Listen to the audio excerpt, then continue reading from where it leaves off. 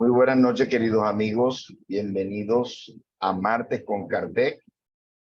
Esta noche realizaremos una charla sobre el libro de los espíritus, la nada y la vida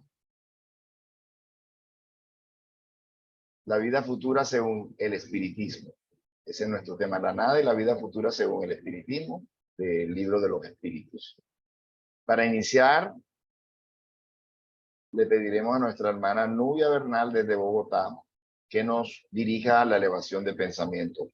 Buenas noches, Nubia. Adelante. Buenas noches, don Abel. Queridos hermanos, les invito a cerrar sus ojos, a tomar una respiración para armonizar nuestros pensamientos y nuestros sentimientos.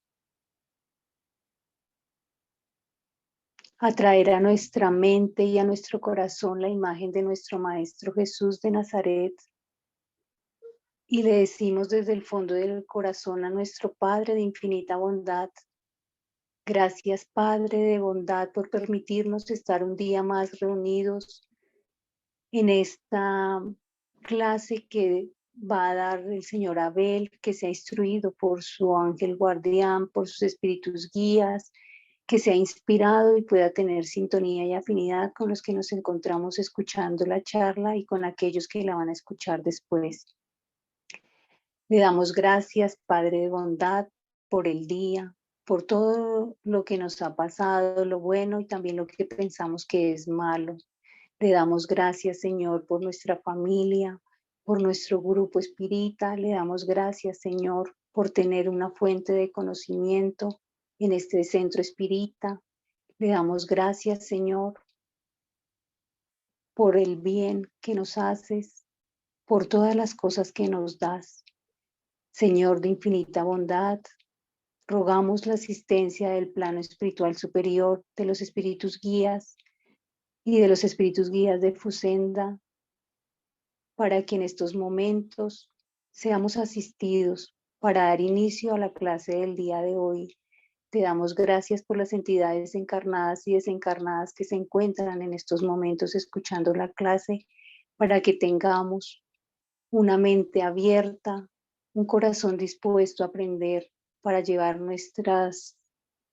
lo que aprendamos hoy, nuestros conocimientos, a la práctica, y que entremos para aprender y salgamos, Señor, para servir, para estar dispuestos a hacer el bien, el amor, el bien al prójimo y el servicio del amor a todos nuestros semejantes. En el nombre de Dios Todopoderoso y de nuestro amado Maestro Jesús, de nuestra Madre María, damos abierta la clase del día de hoy. Que así sea.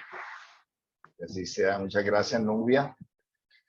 Bueno, es un tema que para los espíritas puede ser ya común, repetitivo, pero que para nada es un tema todavía popular entre las personas no espíritas, porque muchas personas todavía creen que la nada es lo que nos espera después de la muerte, que la muerte del cuerpo se lleva todo, que no sobrevive nada.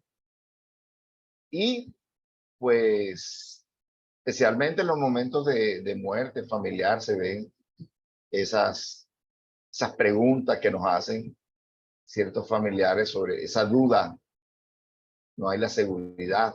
Y si no hay la seguridad, pues es como si no tuviéramos una fe que nos guía. Hay que tener la seguridad, hay que tener la convicción. Me presento, mi nombre es Abel Prasca Ortega, soy presidente de Fusenda, el grupo espírita que surgió en Barranquilla, bajo las cenizas del Centro Mies de Amor, y ya estamos cumpliendo 15 años de fundar Fusenda, Fundación Centro de Estudios Espíritas Mies de Amor. Entonces, bueno, bienvenidos todos y iniciamos. Como decíamos, bueno, lo hemos extraído del libro de los espíritus, este tema, y los que no sepan, o que no tengan claro bien qué es El libro de los espíritus es una obra recibida por Allan Kardec, seudónimo de Hipólito León de Lizarri Bail, un discípulo de Pestalozzi en el siglo XIX, en Francia, en París, como resultado de una serie de manifestaciones espirituales que surgieron desde América, Europa y en todo el mundo, y que este sabio francés se dio en la tarea de investigarlo. Y a pesar de que era sabio, tuvo la humildad de pensar de que la naturaleza todavía no le había dicho todo. Y no negar a priori, como la mayoría de los sabios, los científicos de su tiempo, que negaron a priori, él no, él se aplicó a estudiar estas comunicaciones y por eso surgieron estas 1019 preguntas que Allan Kardec coordinó realizarle a esos espíritus superiores que eran los agentes de esas manifestaciones a través de los hombres que tenían una cierta predisposición orgánica para que se dieran esas manifestaciones, a los que se le dio el nombre de mediums. Entonces, la pregunta 958 que aparece en este libro de los espíritus, formulada por Kardec, dice lo siguiente, precisamente acerca de la nada y de la vida futura. Dice, ¿por qué tiene el hombre instintivamente horror a la nada? La respuesta, porque la nada no existe. Precisamente ahí es donde está ese horror a la nada, porque la nada no existe.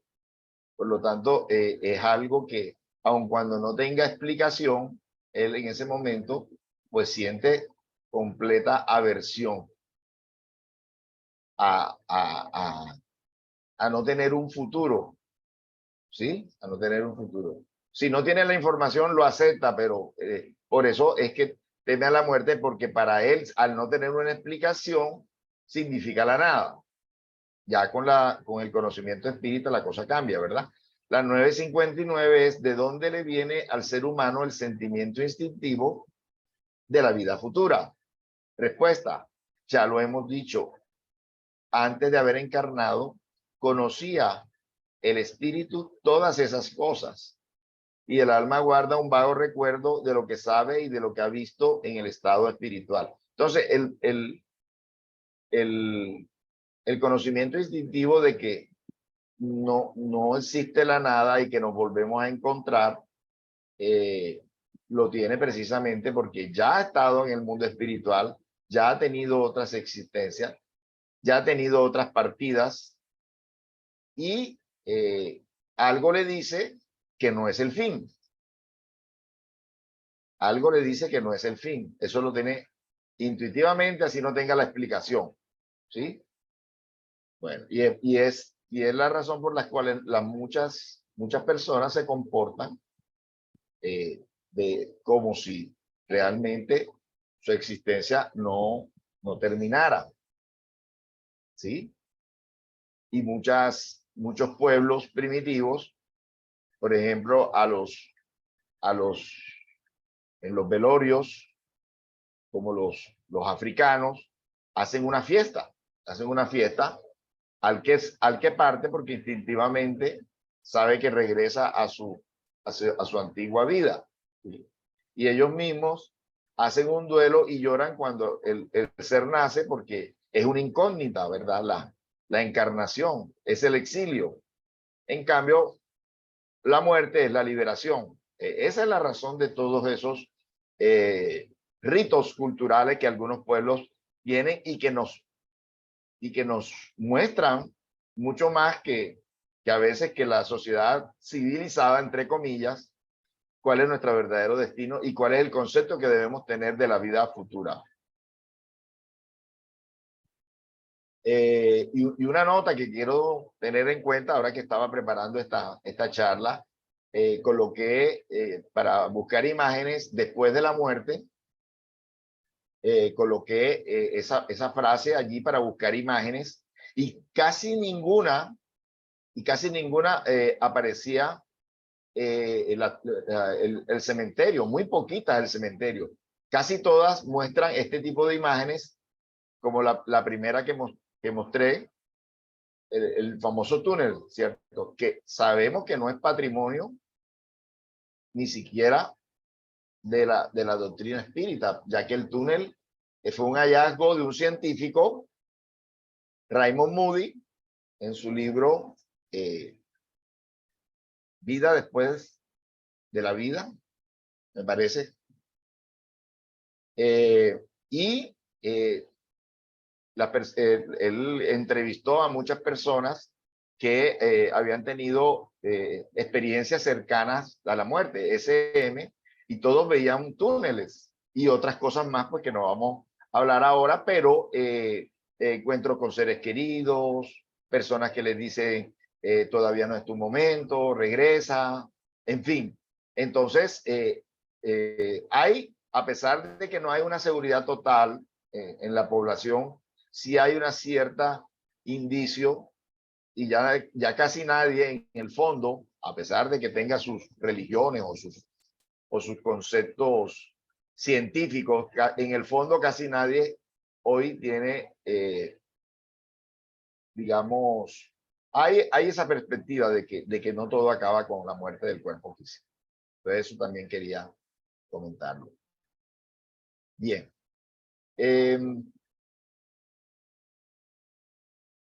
Bueno, entonces esta es una nota de Kardec al respecto, ¿sí?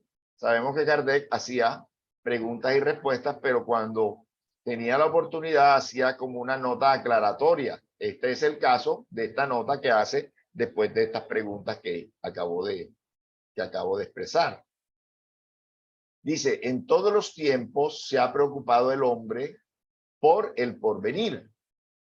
¿Qué le aguarda más allá de la tumba? Y esto es muy natural. Por mucha importancia que conceda la vida presente, no puede impedirse considerar cuán breve es esta y sobre todo cuán precaria, ya que en cualquier instante puede verse tronchada y el hombre nunca está seguro del día de mañana. ¿Qué le sucede después del fatal momento de la muerte? Seria es la pregunta, pues no implica unos pocos años, sino la eternidad. Aquel que deba pasar largos años en un país extranjero se preocupa por la situación en que allí se encontrará. ¿Cómo entonces no preocuparnos de la situación en que estaremos al dejar este mundo, puesto que creemos que lo abandonaremos para siempre? Yo aquí quiero traer el caso de un familiar, un primo, el cual pues decía que no creía en nada, pero ese primo tuvo muy joven, tuvo un primer episodio de cáncer en los testículos o en la próstata. Realmente no me acuerdo ahora mismo dónde, en qué zona fue. Y empezó a llamarme y a preguntarme sobre todos estos temas que él sabía que yo manejaba. Entonces, en los momentos de la muerte o de enfermedad profunda, nos preocupamos mucho más, así no hayamos sido muy estudiosos del tema, porque esto es lo que dice Kardec, ¿verdad? Le importa saber qué pasa después de esta existencia. Para los espíritas todavía la cosa es más clara porque sabemos que no solamente hay una vida después de la muerte en el mundo espiritual, sino que hay nuevas existencias físicas, experiencias carnales, pero imagínense, los que no ni siquiera tienen la seguridad de la inmortalidad del alma están mucho más crudos en este sentido. Pero siempre, siempre nos preguntamos y nos preguntaremos qué pasará con nosotros. Y desde el principio de los tiempos, ¿sí? Ya ahorita vamos a pasar unas imágenes de los egipcios, ya saben ustedes todas las creencias que tuvieron los egipcios y todos los pueblos en general, de los chinos, todos creen que tenemos nuevas existencias. Algunas algunas mezcladas con ciertos otros conceptos como la metempsicosis, que podemos reencarnar en animales y esto, pero bueno, al fin y al cabo hay la existencia de la inmortalidad del alma, que eso es positivo. Bien. Sigue Kardec en su nota. La idea de la nada tiene algo que repugna a la razón. El hombre que durante su vida ha sido el más despreocupado, cuando llega el instante supremo se pregunta qué será de él. Involuntariamente concibe una esperanza. Creer en Dios sin admitir la vida futura constituirían un contrasentido. El sentimiento de una existencia mejor está en el fuero íntimo de todo hombre. Dios no ha podido implantarlo en vano ahí. La vida futura implica la conservación de nuestra individualidad después de la muerte. En efecto, ¿qué nos importaría sobrevivir al cuerpo si nuestra esencia moral debiera perderse en el océano de lo infinito? Para nosotros, las consecuencias de ello equivaldrían a las de la nada. Entonces, fíjense cómo la idea de la existencia o de la nada después de la muerte implica pensar en Dios, ¿sí? Y es precisamente, como somos creación de Dios, es que este sentimiento instintivo de que seguimos viviendo, precisamente Dios lo ha implantado en nosotros. Y otro concepto que trae Kardec aquí en esta nota es el tema de la individualidad, ¿sí? Porque algunas doctrinas piensan que después de la muerte, pues sí tenemos algo espiritual, pero que se funde en el todo, ¿sí? Y esto, si no conservamos la individualidad, pues resulta lo mismo que si no sobreviviera nada, porque si no sobrevive la individualidad, pues tampoco sobreviviría la memoria, las emociones, los recuerdos, muchas otras cosas. O sea, para el efecto es el mismo. Entonces es muy importante también el concepto espírita de la individualidad, de la inmortalidad, pero con individualidad, no confusión de todas las otras almas en el gran todo. Es muy importante también esta parte. Entonces, importa no solamente sobrevivir, sino permanecer individual después de esa muerte o esa desencarnación, como decimos nosotros. Bueno, hay otra parte aquí que dice intuición de las penas y goces futuros. Entonces, la pregunta 960, Kardec le pregunta a los espíritus superiores, ¿a qué se debe la creencia que en todos los pueblos encontramos de penas y recompensas venideras? Respuesta, es siempre lo mismo. Los espíritus superiores contestan, presentimiento de la realidad que da al hombre el espíritu en el encarnado, porque sabedlo bien, no en balde os habla una voz interior. Vuestra equivocación consiste en no escucharla lo bastante.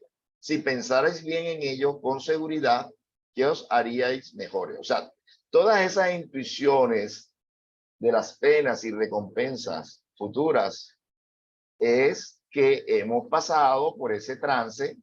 En el pasado tenemos esa intuición, lo llevamos internamente, ¿sí? Así no hayamos tenido ninguna enseñanza, aprendizaje material, doctrina, religión, lo llevamos en nuestro fuero íntimo porque hemos pasado por ahí.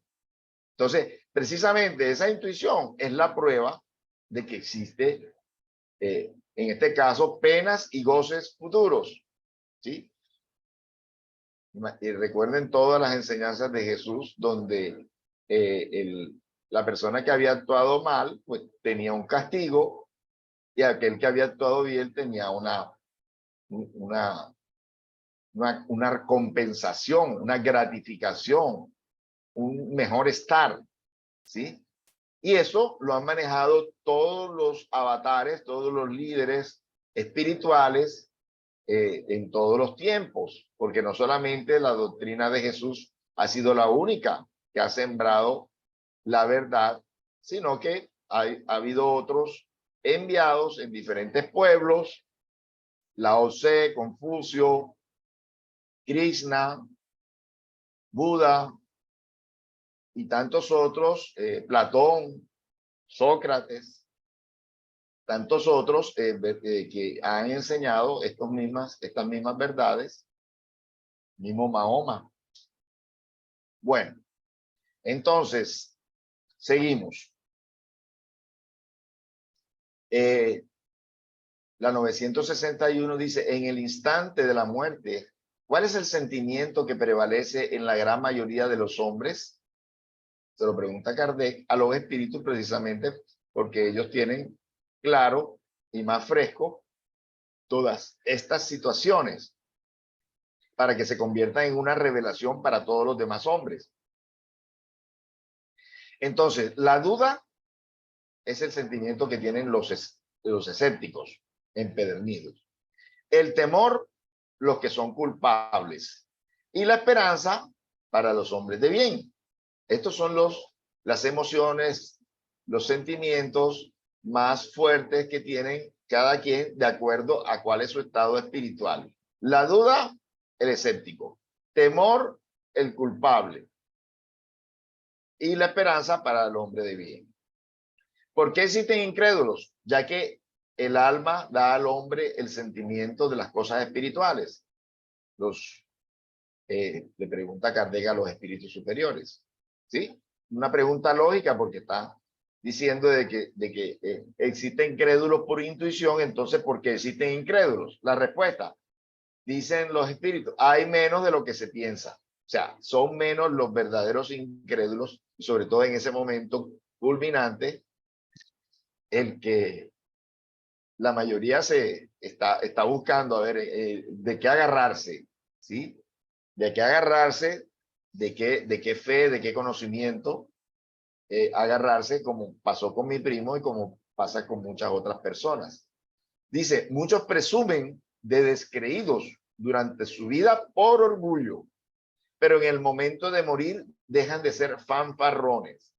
O sea que en las horas de la muerte o de la enfermedad, pues ya cesan esa fanfarronería de creerse incrédulos, de creerse que Dios le tiene que probar a él muchas de estas situaciones. Y fíjense, se me viene a la mente ahora que estaba viendo imágenes, el caso de Eben Alexander, profesor de Harvard, que era incrédulo y que tuvo una experiencia cercana a la muerte, una meningitis profunda, que fueron varios días que estuvo en coma y que tuvo una experiencia cercana a la muerte en la que pudo por ver el mundo espiritual. Y él, como experto en el cerebro, sabía que su cerebro, que estaba prácticamente destruido por la meningitis, no podía producir esas imágenes. Entonces, y además de eso, una prueba maravillosa que tuvo fue que conoció allá una hermana de adopción, ¿sí? Una hermana biológica que conoció y que después conoció acá por fotos. Ella él no la había conocido acá y después acá la vio en fotos y la reconoció. Entonces, con eso él comprobó, este científico incrédulo comprobó la inmortalidad del alma. Lo mismo pasó con Brian Weiss, que tampoco creía, él era un escéptico, tampoco creía en la existencia más allá de la muerte, pero con sus experiencias de hipnosis con sus pacientes, llegó a vidas anteriores de sus pacientes y ya no tuvo dudas. Y demoró mucho tiempo para publicar su primer libro, Muchas vidas, muchos sabios, pero su mismo profesionalismo, la convicción de que no era una fantasía, sino que con pruebas irrefutables había llegado a esos hallazgos. Entonces publicó su libro, pasara lo que pasara. Tuvo consecuencias, lo despidieron en Monte Sinaí, la universidad donde trabajaba y en el hospital. Sin embargo, después del éxito de su libro y de otros libros, nuevamente lo volvieron a contratar.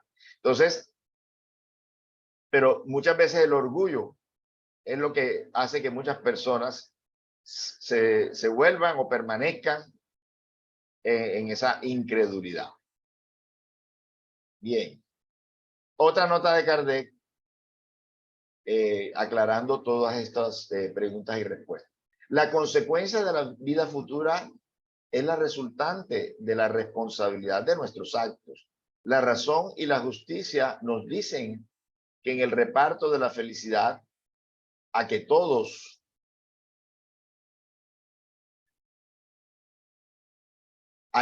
hombre aspira, los buenos y los malos no podrían hallarse mezclados. Dios no puede querer que algunos disfruten sin trabajo de bienes que otros alcanzan solo a costa de esfuerzo y de perseverancia. La idea de que Dios nos da su justicia y bondad mediante la sabiduría de sus leyes no nos permite creer que el justo y el ruin sean de igual categoría a los ojos de él, ni dudar de que no reciban un día la recompensa, el castigo por el bien y el mal que hayan cada cual realizado. De ahí pues que el innato sentimiento que tenemos de la justicia nos dé la intuición de las penas y recompensas futuras. Ya dijimos en la diapositiva pasada, en la pregunta pasada, que la duda para el escéptico, el temor para el culpable y la esperanza para el hombre de bien. Entonces, por eso esta ampliación de Kardec acerca de que tenemos también una intuición de las penas y de los goces de acuerdo a cómo haya sido nuestro comportamiento. Además, porque ya lo vivimos en el pasado y por eso traemos también la intuición de que algo malo nos va a pasar si no hicimos el bien y que algo bueno nos va a pasar si lo hicimos. ¿Sí? Entonces, otra vez, el tema de Dios se hace presente aquí en todas estas preguntas y respuestas porque es una consecuencia natural de la inmortalidad de nuestra alma. ¿Qué va a pasar con Dios y con nosotros después de la muerte? ¿Cómo va a ejercer su justicia? ¿Cómo será? ¿Sí? Entonces, lógicamente que esto se mezcla con algunas imposiciones, con algunos dogmas de las iglesias que dicen que hablan de un cielo eterno o de un infierno eterno, que a todavía muchas otras personas los incide como móvil de sus acciones, ¿sí? Pero bueno, la doctrina espírita a eso vino, a aclarar todos esos temas, que nada en ese sentido es eterno, sino que todos vamos por un tiempo a la patria espiritual, pero que todos tenemos que regresar hasta que seamos perfectos, puros, ¿sí? Pero para eso todavía nos falta bastante. Entonces todos tenemos que reencarnar. Pero eso es lo que nos aclara la doctrina espírita. Bueno, vamos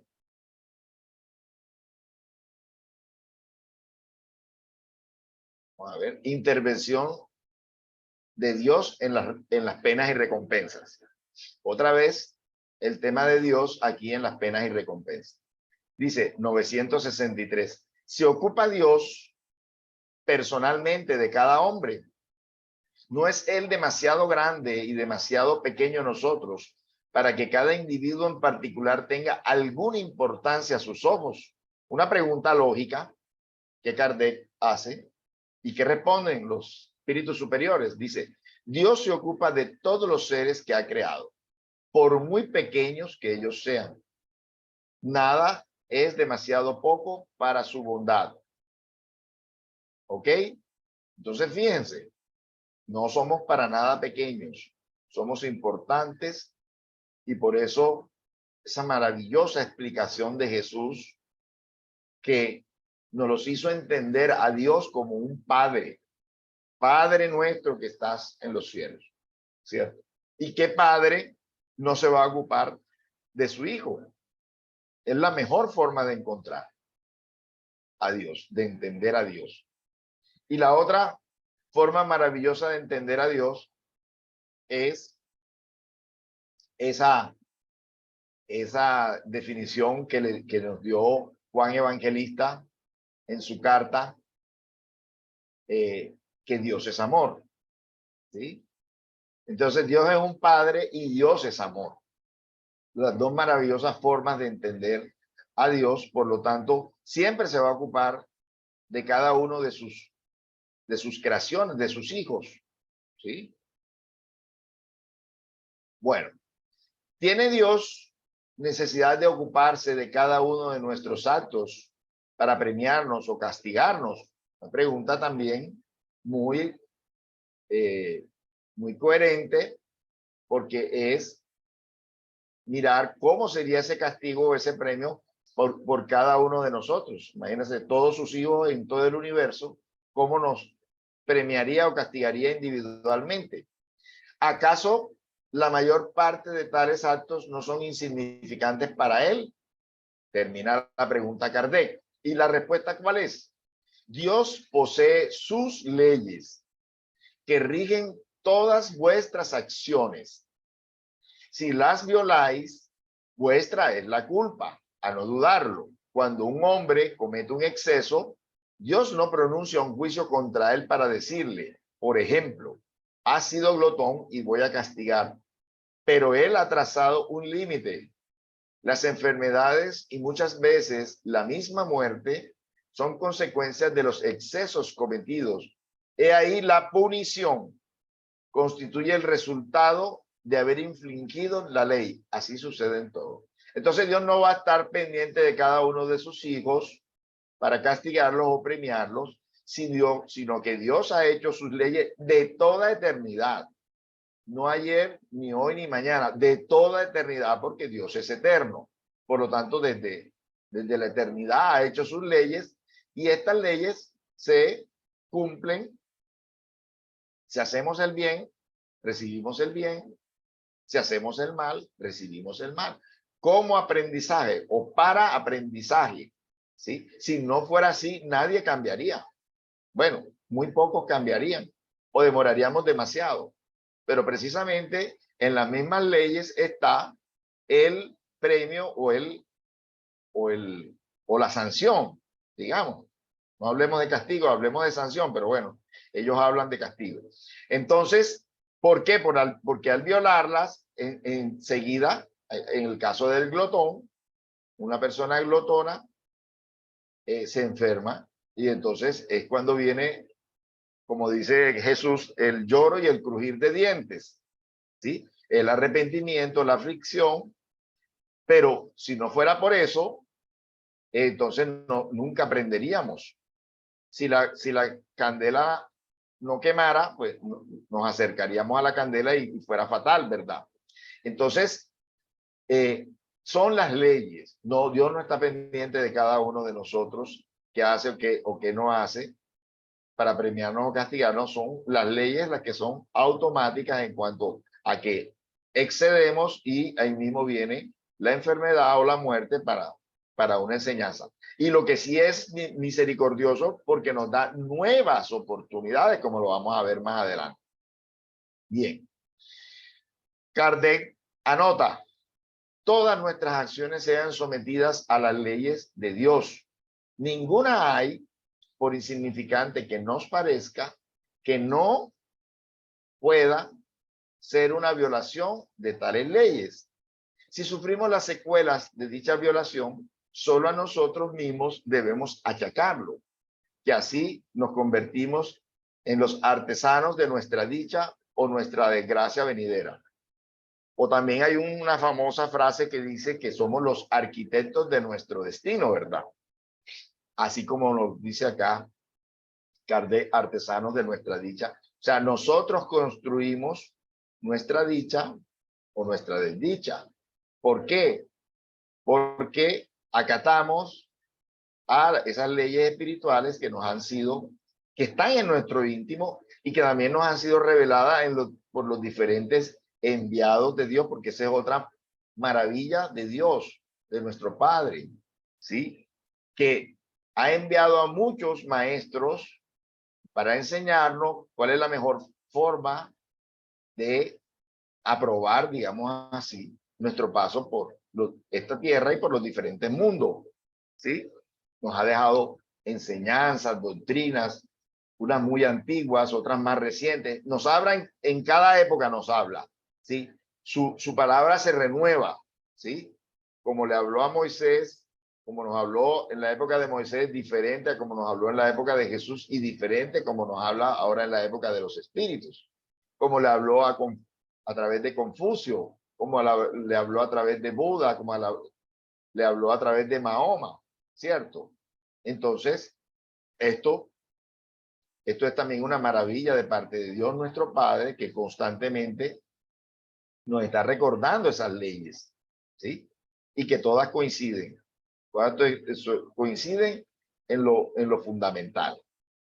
Bien, sigue Kardec con su aclaración. Esta verdad se torna palpable en el siguiente apólogo. Un padre ha dado a su hijo educación e instrucción. Vale decir, los medios para saber conducirse. Le cede un campo para cultivar y le expresa: esta es la norma que has de seguir y estas las herramientas precisas para lograr que la tierra sea fértil y asegures así tu subsistencia. Te di instrucción para que comprendieses esa norma.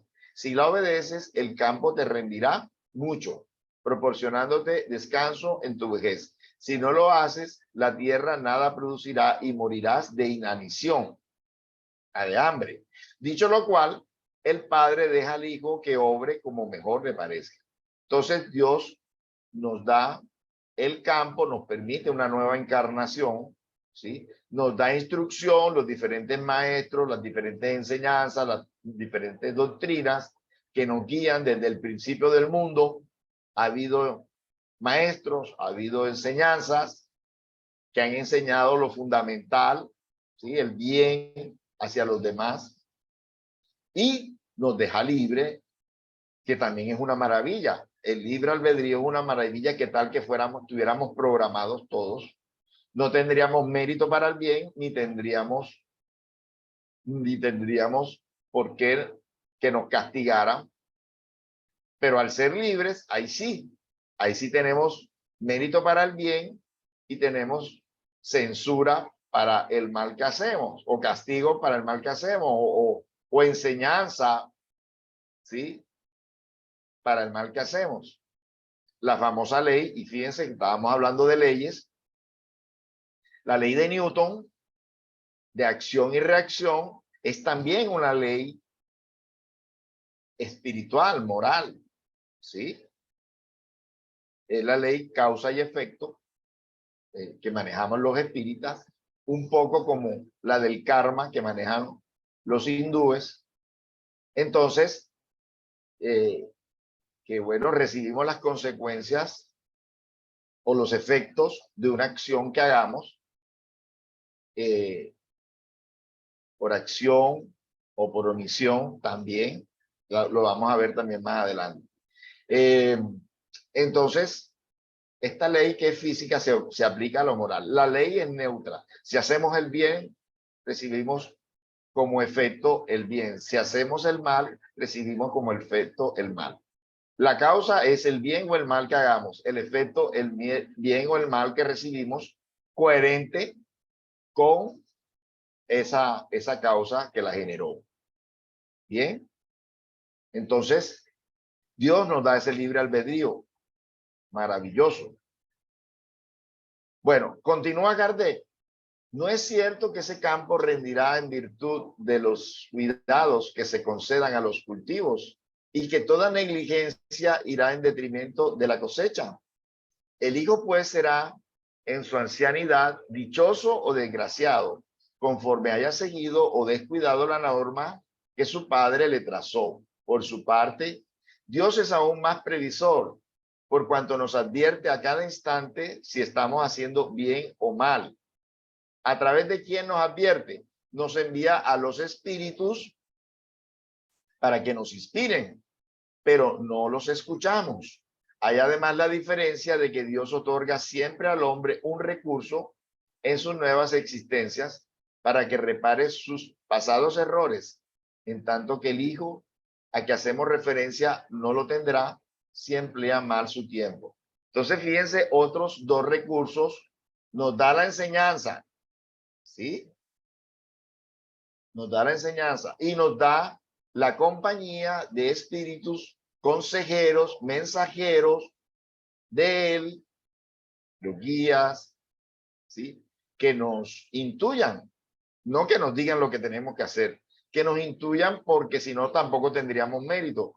Los espíritus superiores no se meten con nuestro libre albedrío tampoco.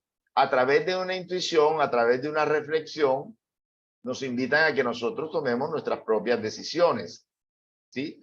Y el otro recurso maravilloso, que también nos lo recuerda aquí Kardec, es que no vamos a tener una última oportunidad, que es el error también en los que incurrieron las diferentes religiones, un destino único, una suerte determinada, inamovible, que era el infierno eterno y el cielo eterno. Después se le introdujo el purgatorio, pero bueno, eso tampoco el purgatorio conmueve a muchos. Entonces, pero con la revelación espírita ya tenemos la seguridad de que no solamente vamos a tener esta oportunidad como única, sino que Dios nos da esa, por su misericordia, nos da incontables oportunidades. Y tenemos la puerta abierta para ese destino maravilloso de felicidad, de paz, de amor. Pero algunos, por rebeldía, nos demoramos más en transitar ese camino del bien, del trabajo, del estudio, del amor, del servicio. Todo lo que nos llena, todo lo que nos ilumina, todo lo que nos enruta hacia nuestra felicidad. Por eso también la maravillosa parábola de el hijo pródigo que nos enseñó Jesús. Dios nos está esperando siempre que regresemos a sus brazos paternales y nos da el libre albedrío, así como ese padre le dio la mitad de sus bienes a su hijo y permitió que él cruzara ese umbral y que se equivocara, pero lo estuvo esperando a su hijo, y cuando regresó hizo una gran fiesta. Entonces esa es una figura maravillosa que nos demuestra o nos muestra ese gran amor de ese padre, ¿sí? Que tiene y que siempre nos da nuevas oportunidades, que es la diferencia entonces de este apólogo, esta historia que nos quiere recrear Kardec con la vida real, que es que tenemos nuevas oportunidades. Bueno, vamos a hacer una nueva reunión donde vamos a hablar de este tema, porque si no nos extenderíamos mucho. Naturaleza de las penas y los goces futuros. Eso lo vamos a dejar para otra reunión, porque no se trata pues ni de cansarnos ni de correr. Y vamos a terminar con este tema de las penas temporales. Aquí está. Vamos a terminar entonces con este tema de las penas temporales, que se refieren a las situaciones que vivimos en una nueva reencarnación, producto de las consecuencias de nuestros actos en una encarnación previa. Entonces, se llama penas temporales. Dice la 983, dice, el espíritu que expía sus faltas en una nueva existencia no experimenta sufrimientos materiales. En tal caso, sigue la pregunta, ¿es exacto decir que después de la muerte el alma solo tiene padecimientos morales? Bueno, una pregunta muy importante. Si el alma solamente sufre experiencias materiales o sufrimientos materiales en una nueva reencarnación, o también lo sufre en el mundo espiritual. Vamos a ver qué dicen. Dicen, bien es verdad que cuando el alma ha reencarnado, las adversidades de la vida constituyen para ella un sufrimiento, pero solo el cuerpo padece en forma material. Ahí continúa la respuesta, ¿no? Dice, a menudo decís del que ha muerto que ya no ha de sufrir más, y esto no siempre es cierto. En cuanto a espíritu, no experimenta dolores físicos, pero según las faltas que haya cometido, puede que tenga dolores morales más amargos, y acaso en otra nueva existencia sea aún más infortunado. El que fue un mal rico pedirá entonces limosna y deberá arrostrar todas las privaciones que la miseria trae consigo, así como el que ha sido orgulloso habrá de sufrir todas las humillaciones. El que abusó de la autoridad que tenía y trataba a sus subordinados con menosprecio y dureza, se verá forzado a obedecer a un amo más duro de lo que él mismo fue.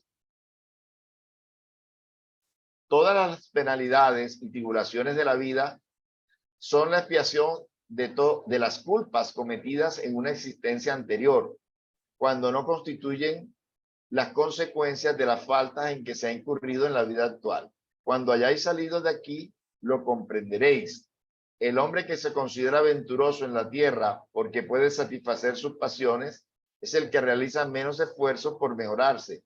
Muchas veces espía ya en esta vida misma esa felicidad efímera, pero es indudable que la expiará también en otra existencia enteramente material. Entonces vamos por partes a analizar esta respuesta, ¿sí? Entonces, el alma, lógicamente, que en una nueva existencia sufrirá las consecuencias físicas de aquello que hizo a otro o se hizo a sí mismo en la existencia actual, ¿sí? Pero como espíritu, tiene también dolores morales o aflicciones morales como consecuencia de esos actos, de esos abusos, o goces como consecuencia también de ese bien que hizo, ¿sí? Entonces dice que esos dolores morales que vive el alma en el mundo espiritual son más amargos, ¿sí? Que incluso los dolores físicos. ¿Por qué? Porque somos como espíritus, somos más sensibles. Somos más sensibles que cuando, o sea, como espíritus desencarnados, siempre somos espíritus. Pero allá todas las emociones son mucho más sensibles. Digamos, aquí con el cuerpo físico material hay como un amortiguamiento de alguna manera de esos dolores morales. En el mundo espiritual no, son plenos. Entonces, lógicamente, en una nueva existencia también, si yo he cometido abusos, no gozaré de mieles en una nueva existencia. Entonces, me parece interesante que miremos cada uno de estos casos en una nueva existencia de lo que vivirá aquel que hizo esto o aquello. Un mal rico pedirá entonces limosna. Y muchas de esas personas que deambulan en las calles de las grandes ciudades fueron los terratenientes o los millonarios, pero que fueron déspotas, que no utilizaron bien ese dinero para con el prójimo. Hoy deambulan en calles, hoy piden limosna muchas veces porque no, por el momento no merecen tener todos esos recursos que tuvieron en otra existencia, y con la escasez aprenderán a hacer una mejor utilización en una próxima oportunidad donde tengan esa abundancia. Tampoco es que van a ser siempre limoneros, pero sí es un aprendizaje, ¿sí? Dice acá, las privaciones que la miseria trae consigo va a ser su aprendizaje. Así como un orgulloso habrá de sufrir todas las humillaciones, ¿sí? El orgulloso de pronto nacerá en un centro donde no será él el que manda posiblemente, sino el más humilde, y que de pronto puede recibir esas humillaciones de aquel, no solamente de aquel a quien se las hizo. Esto no siempre es así.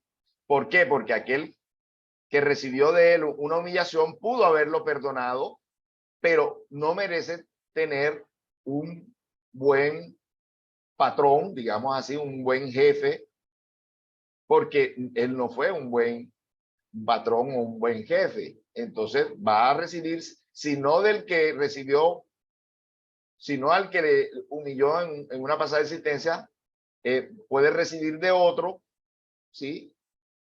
Por merecimiento, necesita aprender a ser un buen jefe, a no humillar. ¿Y cómo lo aprende? Recibiendo él a su vez humillación, no necesariamente del que a él humilló, sino de otro, de pronto que esté en ese mismo nivel de lo que él fue.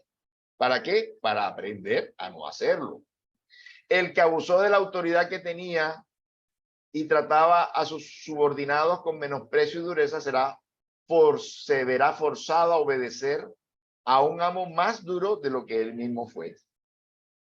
Y ya sabemos, por ejemplo, en el libro Memorias de un suicida, lo que se nos dice, en verdad, de la expiación colectiva de los orgullosos romanos, ¿sí? Que conquistaron al mundo, que esclavizaron al mundo, que fue una expiación colectiva con nuestros hermanos africanos, ¿sí? Y por eso vemos en muchos de esos africanos la mansedumbre con que aceptaron esa expiación, ¿sí? Algunos habían decenas en una finca, en un lugar, en un sembradío, ¿sí? Y no se rebelaban contra esos capataces que ofrecían todos los maltratos, ¿verdad? ¿Por qué? Porque eran conscientes de esa situación que ellos tenían que vivir, y que lógicamente si las vivían de una manera con resignación, podían nuevamente depurar su alma y podían pasar a otras instancias, a otras situaciones, a otros aprendizajes, ¿sí? Si lo recibieron ese aprendizaje con resignación. Bueno, ¿y qué otra cosa tenemos en esta respuesta? Entonces,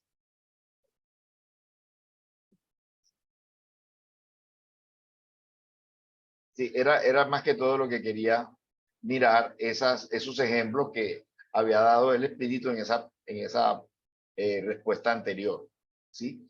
Tendremos entonces las consecuencias de una nueva existencia, las penas y las recompensas de nuestros actos, porque si recibo la recompensa a un bien que hice, eso será un incentivo para seguir haciendo el bien. Y si recibo digamos, una aflicción debido a un mal acto que yo cometí, será una sanción para yo no querer volver a hacer un acto malo, porque sabré que hay una consecuencia negativa. Repito, son leyes que han regido de toda la eternidad, leyes de Dios, y por la cual nosotros recogemos lo que sembramos, ¿sí?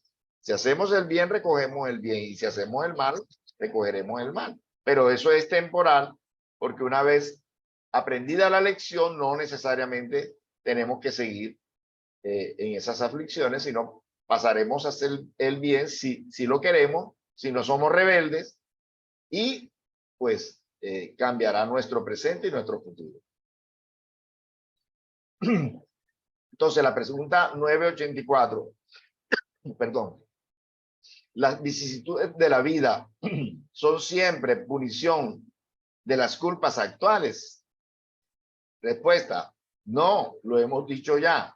Se trata de pruebas impuestas por Dios o elegidas, perdón, por vosotros mismos cuando os hallabais en estado de espíritu, antes de vuestra reencarnación, con el objetivo de reparar las faltas cometidas en una existencia precedente, porque jamás queda impune una infracción a las leyes de Dios y en especial a la ley de justicia. Si no se la paga en esta vida, se habrá de hacerlo por fuerza en otra. Por eso aquel que en vuestro concepto es un hombre justo, se ve castigado muchas veces a causa de su pasado. ¿Sí? Entonces, esto también se amplía muy bien en el Evangelio según el Espiritismo, la tercera obra de Kardec, en el capítulo 5, cuando se habla allí causas actuales y causas anteriores de las aflicciones. ¿Sí? Entonces, no siempre sufrimos en la existencia actual por un acto cometido en esta misma existencia, pero seguramente por todo lo que hemos dicho, por el amor de Dios, ¿sí? Por la misericordia de Dios, no puede Él culparnos por algo que no hemos hecho, sino si estamos viviendo situaciones difíciles es por algo que hemos hecho nosotros, consecuencia de lo que hemos hecho nosotros, si no es en esta existencia actual, ha sido seguramente, con toda seguridad, en una existencia anterior. Y siempre, siempre por misericordia de Dios, nunca es más de lo que hicimos. Al contrario, siempre Él nos alecciona con menos severidad que incluso lo que mereceríamos. ¿Ok? Entonces,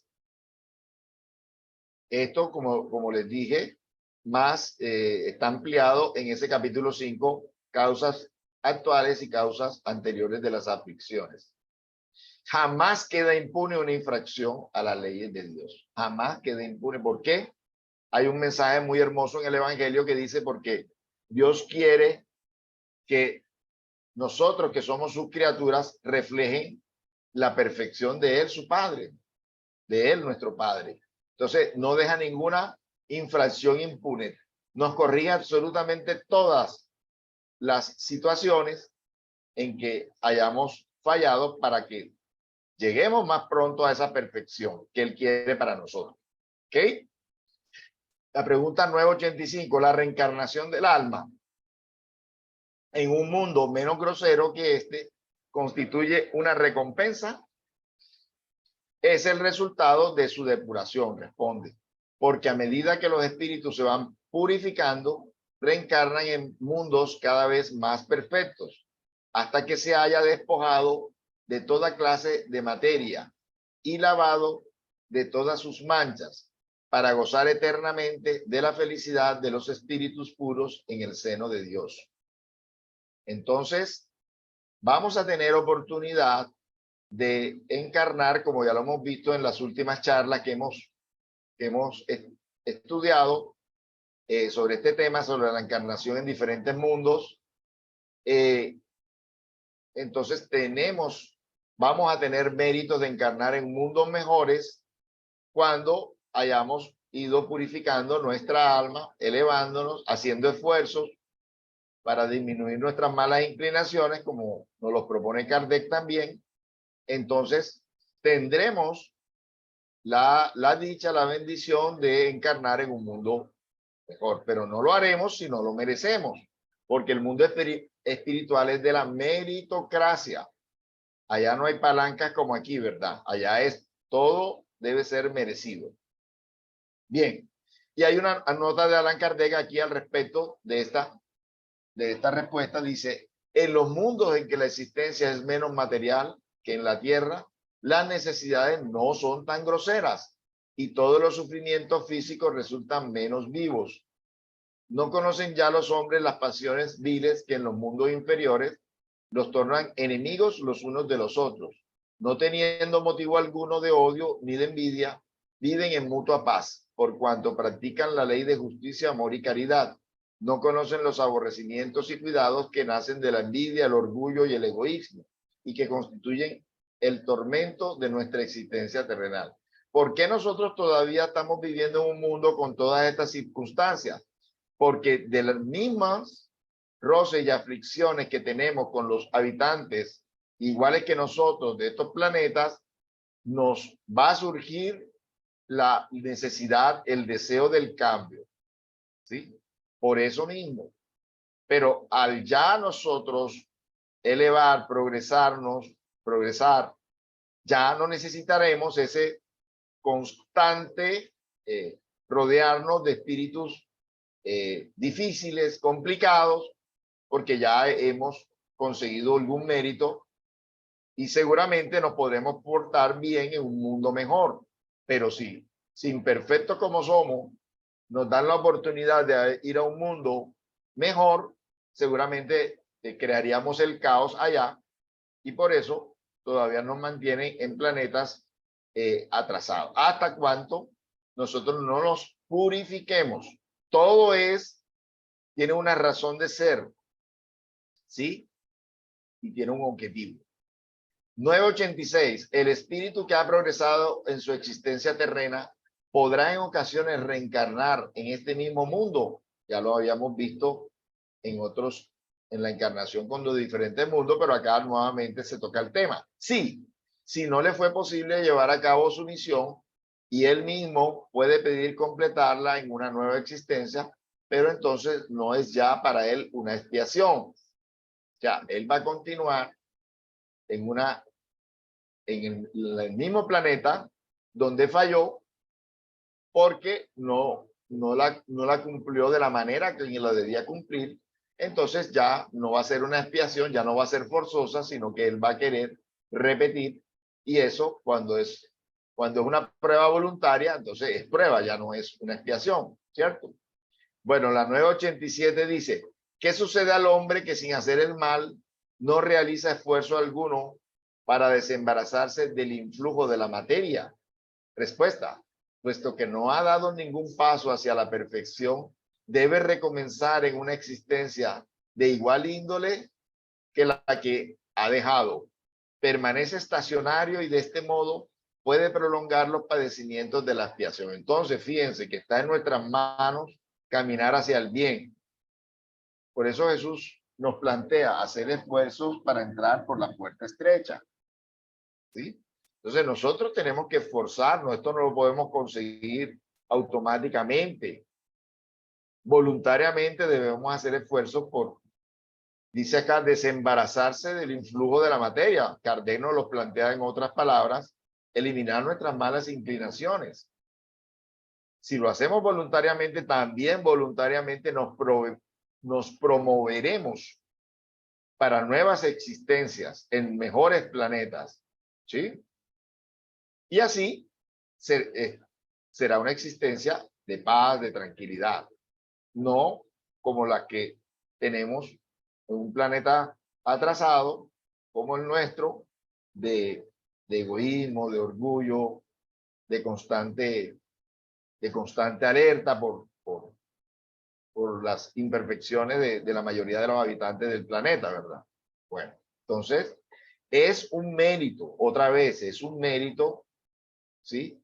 Y es por eso que a algunas personas se les hace la vida tan pesada, o se nos hace la vida tan pesada, porque hemos venido repitiendo, y el repitente está repitiendo, pero normalmente no va a ser feliz, ¿verdad? Porque sabe que está viviendo una nueva prueba, está repitiendo la jornada y eso no trae mucha felicidad. Y es donde está el mensaje del Evangelio según el Espiritismo, que se llama la melancolía, donde dice que es por ser repitentes que muchas veces nos llega esa melancolía, porque suspiramos por esas compañías que están en planetas mejores, que ellos sí han avanzado y que nosotros no, y eso nos hace de cierta forma no desear la vida, pero que tenemos que rechazar esos instantes de melancolía, porque si sucumbimos a esa tristeza, pues al contrario, más nos vamos a rezagar de esos seres queridos por los que suspiramos, que están en planetas más evolucionados, si nosotros no hacemos la tarea que debemos hacer aquí en esta encarnación. La pregunta 988 dice, hay personas cuya vida transcurre en una calma perfecta y que por no tener necesidad de hacer nada por sí mismas, están exentas de preocupaciones. Esa vida dichosa es prueba que no tienen nada que espiar en una existencia anterior.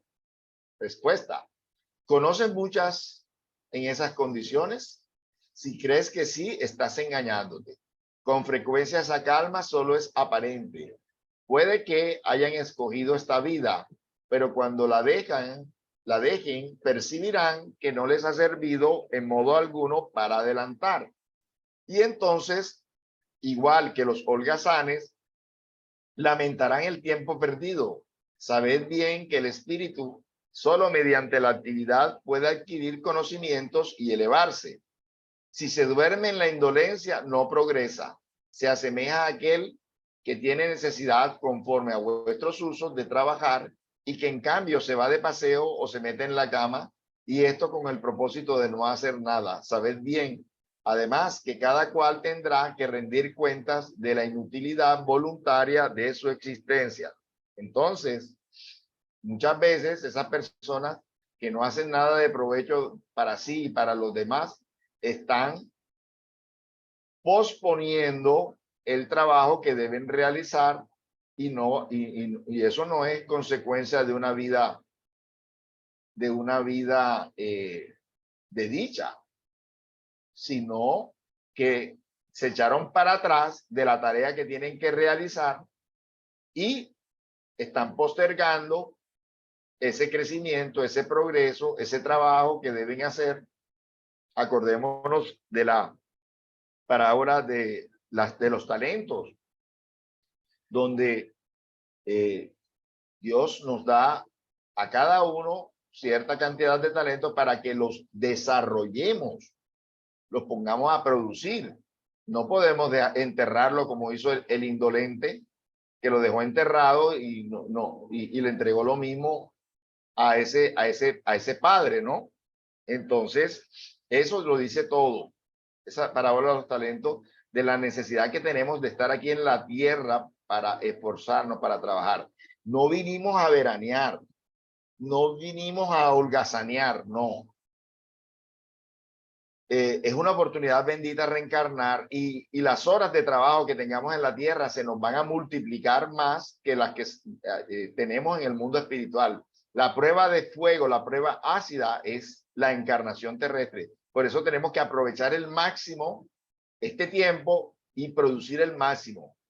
Multiplicar esos talentos que Dios nos dio.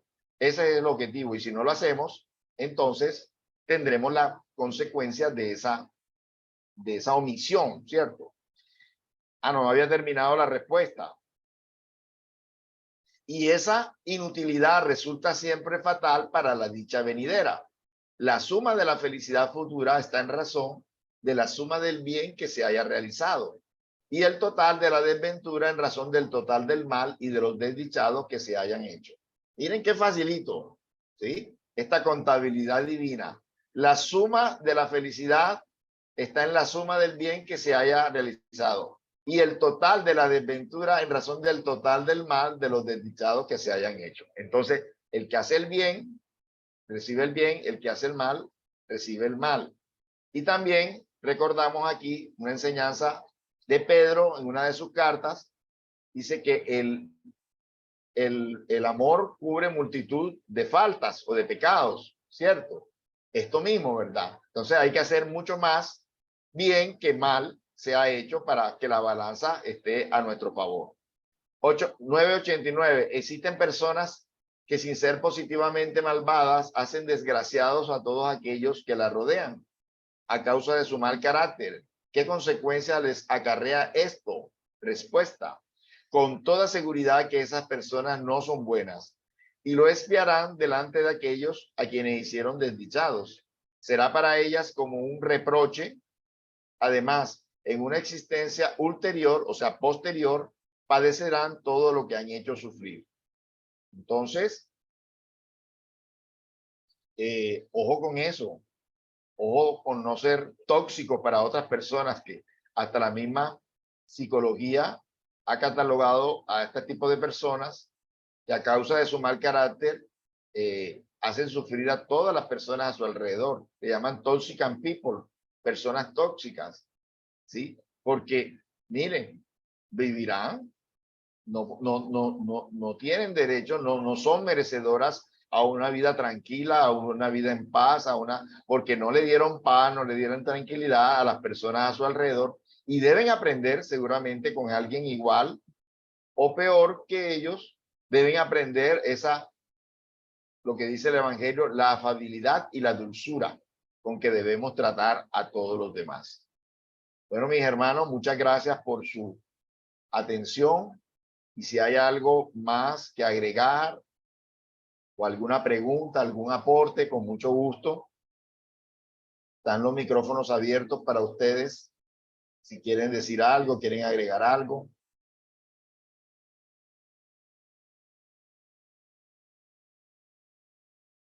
Bueno, entonces vamos a finalizar nuestra tarea.